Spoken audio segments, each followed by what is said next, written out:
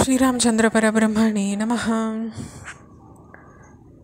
ராவணனின் உடல் தெற்கு நோக்கி எடுத்துன்னு செல்லப்படுறதையும் இறுதி சடங்கு நடத்தப்படுறதையும் விபீஷ்ணன் ராவணனுடைய உடலுக்கு தீ வைக்கிறதையும் நம்ம போன ஆடியோவில் பார்த்தோம்.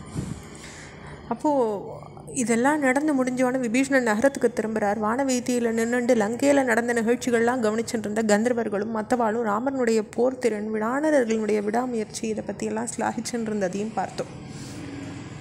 அப்போது அவள்லாம் வந்தவாளும் திரும்பரா பார்த்துட்டு இருந்தவாளும் ராமர் இந்திரனுடைய தேரோட்டியான மாத்தளிக்கு தன்னுடைய நன்றியை தெரிவித்து அவருக்கு விடை கொடுத்து இந்திரன்கிட்டையே மீண்டும் அந்த தேரை அனுப்பி வைக்கிறார். பின்னர் லக்ஷ்மணன், சுக்ரீவன், எண்ணற்ற வானரர்கள் ராமரை கொண்டாடி மகிழ்கிறாங்க. எல்லாரும் தங்களுடைய படை முகாமிட்டிருந்த இடத்த நோக்கி போகிறாங்க. அங்கே லக்ஷ்மணனை அழிச்சுட்ட ராமர், மனசுக்கு இனியவனே, நமக்கு நன்மை புரிஞ்ச விபீஷ்ணனுக்கு பட்டாபிஷேகம் செய்யணும். நம்ம உடனடியாக செய்ய வேண்டிய காரியம் இப்போ இதுதான். ராவணனின் இளைய சகோதரனான விபீஷ்ணனை லங்கை அரசனாக பார்க்க நான் விரும்புகிறேன். பட்டாபிஷேகத்தை தாமதம் இல்லாமல் செஞ்சு முடியும்னு சொல்கிறார். இதில் நம்ம ஒரு விஷயம் கவனிக்கணும். தசரதரின் கட்டளையை ஏற்றுண்டு காட்டுக்கு வந்த ராமர் 14 வருஷங்கள் நகரத்தில் நுழையிறதில்லைன்னு தீர்மானிச்சிருந்தார். வனவாசம் போகிறேன்னு சொன்னார். அதுக்கிடையில் ஒரு நகரத்தில் புகுந்துட அவர் மனசுக்கு இடம் கொடுக்கல. அதனால தான் அவரே முன்னின்று விபீஷ்ணனுக்கு பட்டாபிஷேகம் செஞ்சு வைக்காமல் லக்ஷ்மணன் மூலமாக அதை நடத்தி முடிக்கிறார். விபீஷ்ணனை பொறுத்தவரையில் அவர் முதல்ல ராவணனுக்கான இறுதி சடங்குகளை செய்ய விரும்புகிறேன்னு சொல்கிறார். அதுக்கான நேரம் வரும்போது இந்த பாவிக்கு நான் இறுதி சடங்கு செய்யறதான்னுட்டும் தயங்குறார். இந்த மாதிரி முரண்பாடுகள்லாம் பார்க்கும் பொழுது அவனை பற்றி ராமர் முதல்ல சொன்னதை நம்ம நினச்சி பார்க்கணும்.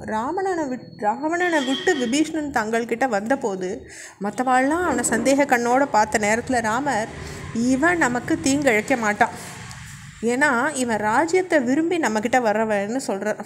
அதாவது விபீஷ்ணனுக்கு ஒரு காரியமாக வேண்டியிருக்கு, அவனுக்கு ராஜ்யத்தின் மேலே ஆசை இருக்குது. ராவணனுடைய அதர்மம், கொடுமை இதெல்லாத்தையும் மனசார எதிர்த்தது விபீஷ்ணன் உண்மைதான். ராவணனுக்கு நல்ல எண்ணத்தோடு உபதேசம் பண்ணதும் உண்மைதான். ராவணனை விட்டு பிரியறதுக்கு அவனுக்கு நியாயமான காரணங்கள் இருந்ததும் உண்மைதான். ஆனால் இது எல்லாத்தோடையும் கூடவே அவனுக்கு ராஜ்யத்தின் மேலேயும் ஆசை இருந்தது. அதாவது ராஜ்ய காங்ஷின்னு இது சொல்லப்படுறது. ராஜ்யத்தின் மேலே ஆசை கொண்டவன் அப்படின்னுட்டு ராமர் விபீஷ்ணனை வர்ணிக்கிறார். அதனால் அவன் தீமை செய்ய மாட்டான் இவாளுக்குன்றது ஒரு நம்பிக்கையாக இருந்தது ராமர்கிட்ட. சரி, இப்போ ராமனுடைய வார்த்தைகளை எடுத்துட்டு விபீஷ்ணன் பட்டாபிஷேகத்துக்கான காரியங்களை தொடங்குறார். லக்ஷ்மணன் வானர தலைவர்கள் கைகளில் பொற்குடங்களை கொடுத்து 4 சமுத்திரங்கள்லேருந்தும் தண்ணீர் கொண்டு வருமாறு கேட்டுக்கிறார். மனோவேகத்தில் விரைஞ்சுட்டு காரியத்தை முடைக்கிற திறன் படைச்சாவா லக்ஷ்மணன் கேட்டுண்டபடியே சமுத்திரங்கள்லேருந்து நீரை கொண்டு வராங்க. சாஸ்திர விதிமுறையின்படி லக்ஷ்மணன் விபீஷ்ணனுக்கு பட்டாபிஷேகம் செஞ்சு முடிக்கிறார். விபீஷ்ணனும் அவனை சார்ந்தவாளும் ரொம்ப மகிழ்ச்சி அடைகிறாங்க. ராமருக்கு ரொம்ப திருப்தி உண்டாருது. விபீஷ்ணன் ராமரை போய் அடைஞ்சு அவரை வணங்கி மரியாதைகளை செய்கிறார். இதையடுத்து ராமர் ஹனுமானை பார்த்து ஒரு உத்தரவிடுறார். பேரரசனான விபீஷ்ணனின் அனுமதியை பெற்றுண்டு லங்கை நகரத்துக்குள்ளே போய் சீத்தையை சந்தித்து அவளோட நலனை விசாரி. நான், லக்ஷ்மணன், சுக்ரீவன் போன்றவா நலமோடு இருக்கிறதாவும் சொல்லு. ராவணன் யுத்தத்தில் கொல்லப்பட்டான் அப்படின்றதையும் தெரிவி.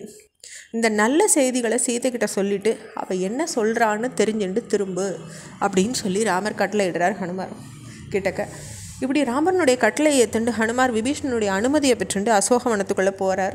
சோகமே உருவா அமர்ந்திருந்த சீத்தையை பார்த்து வணங்கி நின்று பேச ஆரம்பிக்கிறார். ராமர் நலமாக இருக்கார், சுக்ரீவன், லக்ஷ்மணன் எல்லாரும் நலம்தான். உங்களுடைய நலன் பற்றி ராமர் பெருசும் விசாரித்தார். வானரர்கள் மற்றும் விபீஷ்ணன் உடன் இருக்க ராமர் ராவணனை யுத்த களத்தில் கொன்னுட்டார். நீங்கள் ராமர் மேலே வச்ச பக்தி தான் ராமருக்கு போரில் பெரும்பலமாக இருந்ததுன்றது தெரிவிக்க நான் கடமைப்பட்டிருக்கேன். ராமர் சொன்ன தகவல் இது.